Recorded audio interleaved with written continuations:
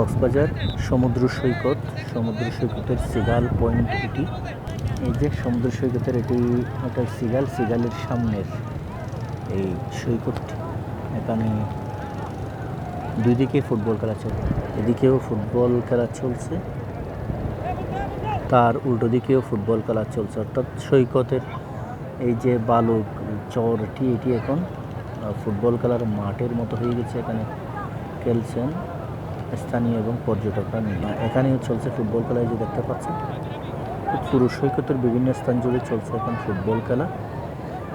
আর যে ফুটবল খেলা চলছে, এখানে যারা ফুটবল খেলছেন তারাও হয়তো জানেন না এই ফুটবল খেলার মাধ্যমে এখানে যে ছোট ছোট যে জীব বৈচিত্র্য বা অণুজীব রয়েছে, কাঁকড়া রয়েছে, এই যে ভেজা মাটিগুলোতে এখানে ছোট ছোট কাঁকড়ার বাচ্চা থাকে, এগুলো সব ক্ষতিগ্রস্ত হচ্ছে, তাদের প্রতিবন্ধকতা হচ্ছে, অনেক ছোট কাঁকড়ার বাচ্চা মারা যায়। তারপরেও কিন্তু তারা এখানে খেলছে এবং এটি দেখার মতো কেউ নেই।